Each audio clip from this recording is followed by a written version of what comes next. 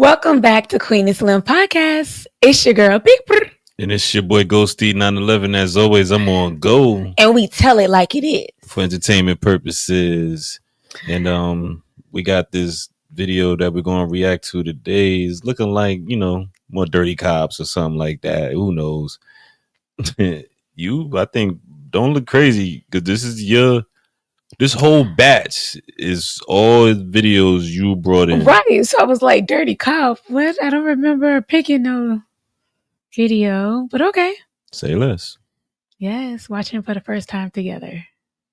Let go. Oh, she's pretty. The gray walls of the prison building loomed over Angela Gibbs as she walked across the courtyard to the maximum security unit. The February wind chilled her to the bone, making her wrap herself more tightly in her uniform jacket. After 5 years of service in the general ward, she'd been transferred to a new place, one that housed the most dangerous criminals. The heavy metal door slammed shut behind her. Warden Warren Page, a tall, gray-haired man with a military bearing, led her down a long corridor lit by dim lamps. Strict regimen has its own rules, Gibbs. No amateurishness, no indulgences. Everyone here is a potential threat. His voice echoed off the walls. Angela nodded silently, absorbing the new reality. The cells on both sides of the corridor, the bars, the smells of chlorine and unfreedom. The inmates saw her off with wary glances. A new guard is always an event. Your shift is from 7 in the morning to 7 at night. Post on the 3rd tier, cell block C. The shift supervisor is Mitchell. He'll fill you in. Page handed her a bunch of keys and an electronic pass. The 3rd tier greeted her with silence. Here the cells were solitary, a luxury bestowed on those who behaved well. Angela walked slowly along the row, getting used to her new place. From cell number 312 came a soft singing, someone humming Beethoven's Moonlight Sonata. Intrigued, she peered through the observation window. A tall man was sitting on a bunk, leaning over a book. When he heard footsteps, he looked up, and Angela met the most piercing gaze of her life. Bright, almost transparent eyes looked calm and studying. "Good morning, miss," he said, his voice matching his appearance, soft with a slight accent. "Glad to welcome a new face to our haven." She nodded, noting the prisoner's unusual manner of speech. The impeccably ironed prison robe, the neatly made bunk, the stack of books on the desk. Everything gave him away as a man who retained his dignity even here. "Prisoner number?" she asked, trying to hide her interest behind. What? Why are they trying to make this man sound so intriguing? Like, I don't care. You're in jail. Not my type. I mean, I'm good. is this an AI story? Oh, my mama. Because all I see is some pictures. They're not really showing no real looking jail. But he definitely look good if that's him. That's another thing, right? That's how he look in jail. I'm gonna let this play just a little bit longer. But my daddy look good too in prison. So, but it's just telling you, man, AI is taking over. But people are wearing name brand in prison, like that is. I saw it. I noticed that too. There was a whole thing the other day about dude that have a bunch of outfits and some Jordans and all that. And I was looking at the pictures. Homeboy had outfits, chains. So I'm looking like, what jail is this, bro? Like, nigga, this is work release or something. Like, what jail is this? But it was the comments for me. I gotta figure that shit out. Oh, we should see it. Anyway, let me see what this crazy yes. story. Go back to this. This is not really. I'm not convinced. I'm not convinced on this. This is a true story, actually. A true story. It's from when? Yeah, no, this was in the news. My bad. I meant to tell. Yes, this is a true story. By the way, yes, that's why I picked it. I'm going to fact check that. Yes, shit. Go ahead, continue. Let's go. Behind professional austerity. 247.85. Nicola Becker. He bowed his head slightly, as if he were introducing himself at a social occasion. All day, Angela had been getting used to her new duty station. Block C was relatively quiet, with long-serving prisoners who had already accepted their fate. The shift supervisor, Mitchell, a stocky man with a red face, showed her around, introduced her to the security system, told her the routine. By evening, she felt exhausted, not so much physically as emotionally. The new reality was pressing, making her wary every second. Leaving the cell block, she passed cell 312 again. Nicola Becker was still reading, but now at the window, catching the last rays of the February sun. At home, lying in bed, Angela remembered that gaze, calm, studying, not at all like the hunted or aggressive gazes of the other prisoners. There was intelligence in it, some inner strength. What had put such a man behind bars? That question kept her awake until the morning. The staff room was quiet. Angela flipped through the pages of the personal file of prisoner number 24785. The photograph on the first page was of Nicola Becker in an austere suit, clearly taken before his incarceration. The same piercing gaze, but a different facial expression, confident, even arrogant. Education: Yale University, Department of Economics. 6 years at a major investment firm. Impeccable career, letters of recommendation. And then an armed bank robbery. So we're not going to talk about how they flashed a picture of an older gentleman. I was going to say something like, "What happened?" But I said, "You know what? I'm gonna let that slide." I bet you did. AI, man. AI, this is crazy. Alrighty then. Robbery. The murder of a security guard. Angela read the dry lines of the protocol. That's how he ended Shot up in the chest. prison. Death was instantaneous. Studying our intellectual? The voice of Judy Brooks, the prison psychologist, made her wince. Interesting case. Went broke after the stock market crash. Lost everything. Went into debt to dangerous people. Classic fall story. He doesn't look like a killer. Angela closed the file. What's a killer supposed to look like? Judy took a seat next to her. The worst crimes are often committed by those you least expect it from. The usual morning bustle reigned in cell block C. Breakfast delivery, cell checks, guard shifts. Passing cell 312. Angela slowed her step. Nicola stood by a wall on which a remarkably accurate portrait of a young woman had been drawn in pencil. Your work? She paused. Yes, my wife, ex-wife. He ran his hand over the drawing. Aww. Drawing helps you keep the details in mind. The facial features, the curve of the lips, the look, all fade from memory over time. You draw beautifully. Thank you. Went to art school before finances got tight. He smiled. You should have seen the Impressionists at the Orsay. Monet, Renoir, Degas, that's where the real art is. Been to Paris? 3 times. The last time was 6 months before... He paused. I'm sorry, Miss Gibbs, I don't want to abuse your time.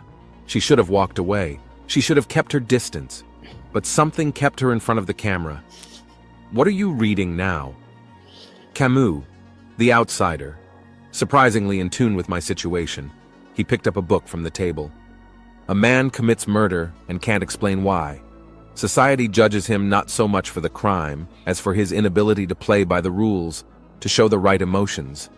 Angela felt a chill run down her spine.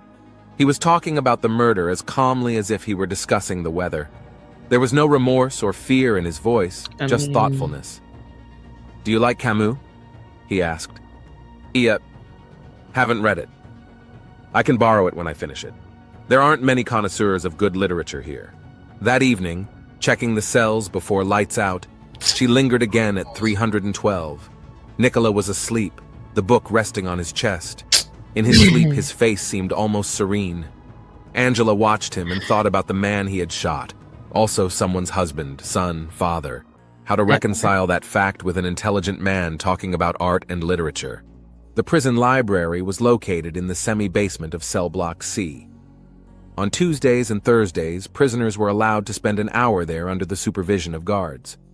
Angela had volunteered to be on duty in the library. It provided a distraction from the monotony of the corridors. On this Thursday, Nicola was the only visitor. He moved slowly along the shelves, his fingers sliding along the spines of books. Angela watched him from her seat by the door. Is this Have you read movie? Hemingway, Miss Gibbs? He pulled out a shabby volume.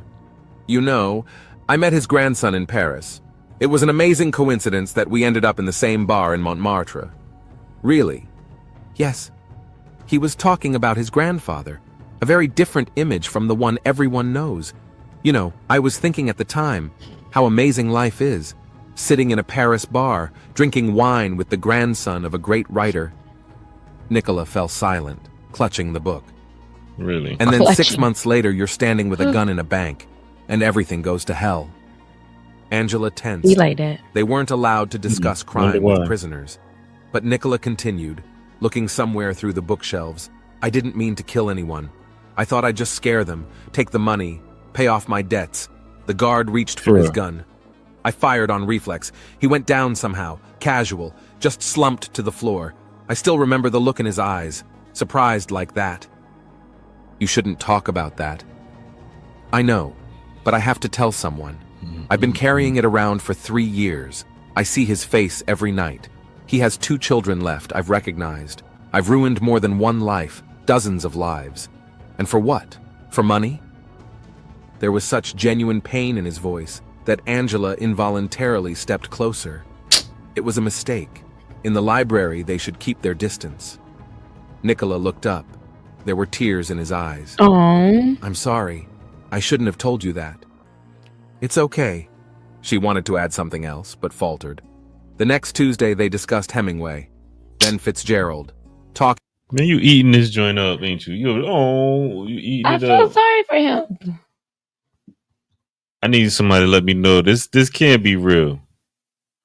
It's just I seeming do. the way they telling the story. Maybe I don't know whoever did it. Well, I don't know why they telling the story like that. 'Cause, like, people don't really talk like that. This is a novel. And he's mad monotone. I'm trying not to fall asleep. I'm Come on, my screaming. guy. It's an interesting story about A a little black bit. A woman. little interesting. I wonder what, oh Lord, what people's thinking. Yeah, see where it goes, I guess. Ugh. I'm one of those type of people that, like, now that I'm invested this much time, I just want to know the ending, and it sucks. You I'm gotta go through all the screaming. sorry parts. All right, let's go.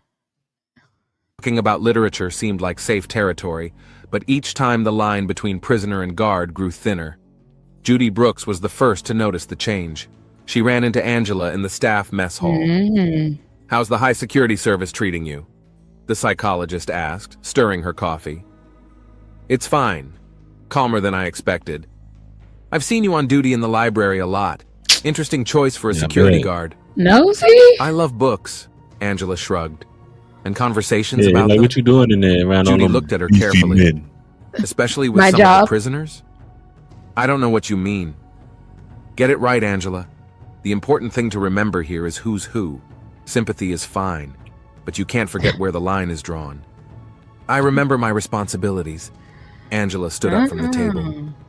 I hope so, Judy said quietly after her. Toodles. That evening in the library, Nicola read aloud The Old Man and the Sea. His voice, Not out loud. soft and deep, filled the space between the shelves. Angela listened with her eyes closed. It seemed to her that they were somewhere far away from here, Well, in a eyes Parisian closed. cafe, in a New York gallery, anywhere but the prison library. The Get outta springtime here. in the prison was particularly acute, the sunlight streaming through the barred windows, making the captivity feel more acute. Angela now spent almost all her shifts in the library. Scream. The other guards were glad. Few liked this boring duty. She and Nicola had created a ritual of their own. He read her favorite passages from books. She brought art magazines from the city library. Sometimes their fingers would touch when he handed her a book, and that touch burned. That afternoon, Nicola talked about his trip to Venice. Angela listened, leaning against the shelving unit, forgetting to keep her distance. You know what the most beautiful thing about Venice is?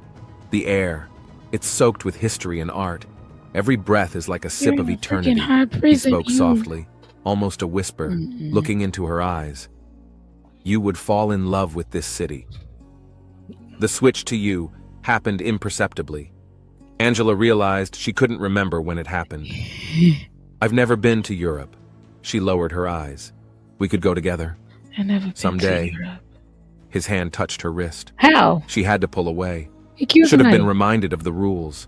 Instead, she froze, feeling the warmth of his fingers. We're not allowed to... Not allowed to what? Dream? Feel? He took a step closer. You feel what I feel.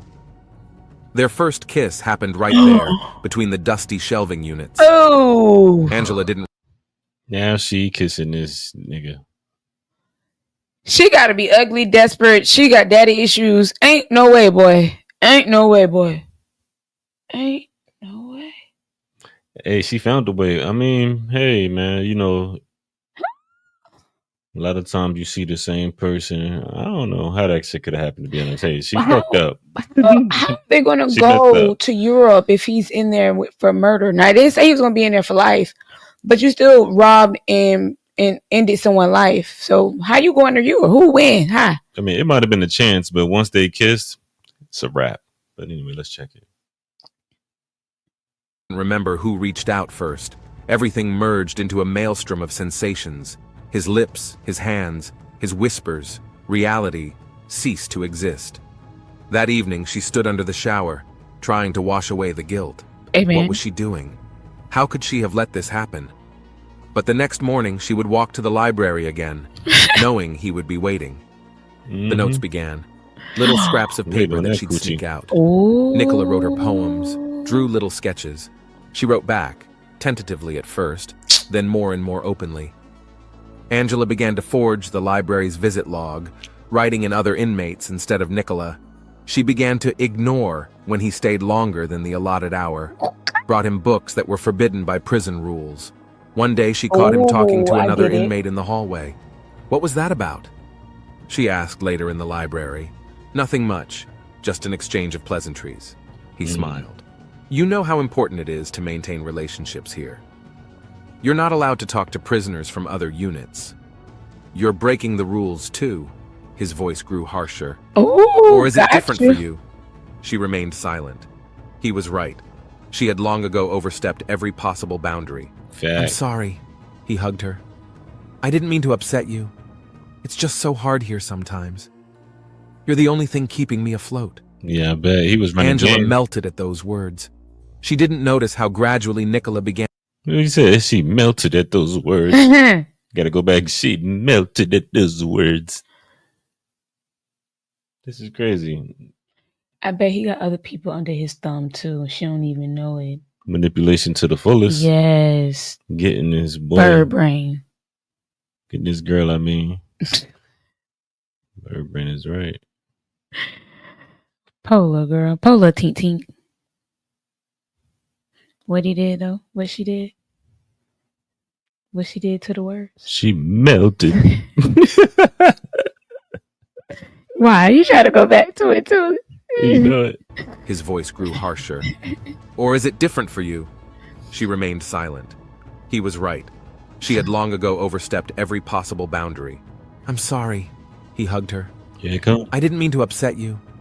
It's just so hard here sometimes. You're the only thing keeping me afloat. Angela melted at those words. She didn't notice how gradually Nicola began to manipulate her. Little things at first. Changing a journal entry, bringing a note to another prisoner, accidentally, leaving the door of the staff room open. If you love me, you'll help me, he would say. He was getting Such his way. little things, nothing serious. Judy Brooks tried to talk to her again. Angela, I see what's happening. You're changing, becoming distracted, breaking protocol. It's a dangerous path. You don't understand anything. I do, more than you realize. He has a knack for making people fall in love with him. It's his defense mechanism, his way of surviving here. You're wrong. There's nothing between us. Then why are you blushing? Why are you protecting him? Angela ran out of the counselor's office. She didn't want to hear the truth. Dead giveaway. She didn't want to think about Nicola being able to use her. Nights she lay awake, rereading his notes. My soul yearns for you like a moth to a flame, he wrote. You give me hope in this realm of shadows. Beautiful words that made her dizzy. And by day, she caught his glances through the bars, kissed him secretly in the library, risked her career and her freedom for a few minutes of intimacy. Amen. Her whole world had narrowed down to those encounters, to his touch, to his voice. She hadn't noticed how the other guards had begun to avoid her, how her superiors had begun to look more closely. Didn't see the worry in Judy's eyes. Her existence was split in two, the gray reality and the vivid, passion-filled moments with him. I'm going crazy, she whispered, snuggling against him in the tight space between the shelving units. We're both going crazy, he replied, kissing her neck. Oh no. But isn't it a beautiful madness? Warden Warren Page's office was stuffy. Nicola Becker sat across the massive desk, keeping outwardly calm, but his fingers twitched faintly. The application for parole is denied, Page spoke in an even voice, looking down at the papers. There go the old man. Denied. Yeah, I mean, are these pictures supposed to be the real people? No, right? Room trip denied. I'm still not convinced. The Rome Because trip. do this whole thing and just keep showing these stupid pictures, and that's I just can't get past that part. I'm sorry. It's the same freaking pictures over and True over. crimes, true story. Haven't seen an address about a nothing and nothing, the real name of nothing yet. I don't believe this. True story. And what is this? Is you just gonna end her getting caught? I can't wait. The board has deemed that given the Better be severity of juicy. the offense. Nicola stopped listening. 3 years of good behavior, working at the library, participating in prison rehabilitation programs, all for nothing. He would stay here for another 9 years. At the library, Angela noticed the change in his mood immediately. What happened? Rejected. He tossed the book back on the shelf. You know what the funny thing is? I actually believed the system worked. That good behavior meant something. I'm sorry. She tried to touch his arm, but he pulled away. Sorry? You're sorry? His voice became hard. You know what I'm sorry about? That I'm wasting my time playing these games with you. Oh. What are you talking about? I'm talking about the fact that you could help me. Really help me, not carry books and notes. Nicola, I have a phone and pictures of our meetings and all our correspondence. He pulled a folded piece of paper from his pocket. What do you think Paige will say when she sees these pictures? When she reads your declarations of love to the prisoner? Angela felt the ground go from under her feet. You won't do that. Why not? I have nothing to lose. But you... He smiled. How much do you get for associating with a prisoner? For carrying prohibited items? For forging documents? I loved you. Love? He laughed. You were a convenient tool. You think you're special? The first guard to lose her head to a prisoner? The next 3 days passed like a blur. Nicola demanded help in organizing the escape. He had thought of everything. Who to bribe, what doors to open, when to act. Angela listened to his plan, feeling everything freezing inside. The prison laundry room was always damp and noisy. The rumble of the washing machines drowned out all sound. Angela knew the schedule. On Wednesdays, Nicola worked here alone. She walked in as he was folding clean sheets. I'll take it, she said. I'll help you run. He turned to her, a familiar cocky smile on his face. I knew you'd make the right decision. The heavy wrench lay on the tool shelf. Dang. Angela saw it every day as she surveyed the room. The blow hit him in the temple. Nicola didn't even realize what was happening. He collapsed between the washing machines, blood gushing from the wound. I would've. The second blow was unnecessary, but she couldn't stop. Amen. The third, fourth, 5. The sound of wet blows mingled with the noise of the machines. Angela was methodical. Wiped the key, put it back. Checked the security cameras. There were none in the laundry room, only in the hallway. She knew they were rarely checked at this hour. In cell block D sat Ray Harris, known for his aggressiveness. 2 days ago, he'd had an altercation with Nicola in the cafeteria. Angela falsified the laundry log, putting Harris in it. He did it. Body was discovered an hour later. Screaming, commotion, sirens blaring. Angela stood in the cordon with the other guards, watching the medics cover the body with a black bag. There wasn't a speck of blood on her uniform. Good job. How awful, she said to Judy Brooks. He was such a quiet prisoner. Judy looked at her with a long stare but said nothing. In the evening, Angela burned all the notes from Nicola. Amen. In the ashes, she saw a scrap of the last one. You give me hope in this realm of shadows. A bitter laugh came to her throat. The next day, Detective Arnold Farmer of the Major Crimes Unit came to the prison. How the hell they know a bitter laugh came to her throat? How do you do that? Did she tell them that? That's what I'm thinking. This story came from her.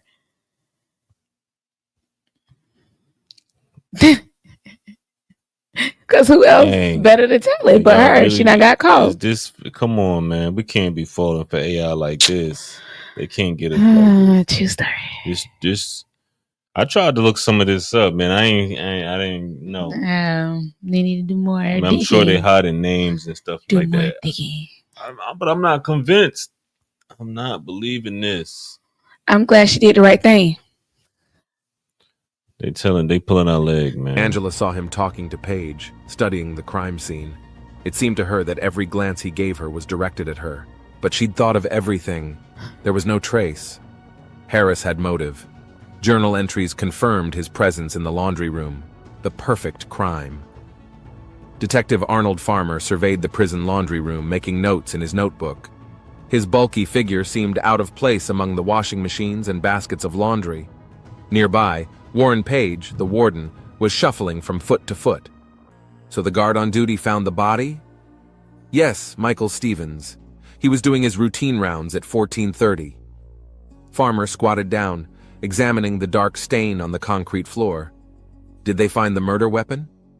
Wrench, lying where it belonged on the tool shelf. There's blood all over it.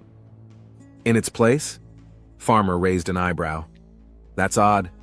Usually killers don't bother cleaning up. He walked slowly around the room, stopping at each car. Something was bothering him, but he couldn't yet figure out what it was. Tell me about the suspect. Ray Harris, serving life for a double murder. Oh, Aggressive, has had run-ins with other inmates. Confronted the victim in the mess hall 2 days ago. What was it about? The usual prison nonsense, a line for food, a rude word. Farmer pulled out a photo of Nicola Becker. What can you tell me about the victim? Model inmate, worked at the library, participated in a rehabilitation program, no serious offenses in 3 years. Then why would such a quiet inmate provoke a conflict with the prison's most dangerous resident? Page shrugged. Stuff happens in prison. Farmer spent the next 2 days interviewing witnesses. The guards were reluctant to talk, the inmates even less so. No one saw anything, heard anything, knew anything. Perfect crime. How long have you been working with Becker at the library? He asked Angela Gibbs. About 6 months. I was usually on duty there on Tuesdays and Thursdays. What kind of impression did he make? Calm, polite, read a lot, never caused any trouble. Farmer noted the way she was rubbing the sleeve of her uniform. Nervous, or just upset by the death of a familiar prisoner. That evening, he was rereading the statement when prison psychologist Judy Brooks knocked on the office door. Detective, do you have a minute? Sure, have a seat. I've been going over the notes from my interviews with Nicola. In the week before his death, his behavior changed. He became irritable, aggressive. What's that about? He was denied parole, but... She faltered. But... There was something else. It was like he was preparing for something. Just couldn't figure out what. Farmer made a note in his notebook. How would you The picture know that? wasn't adding up.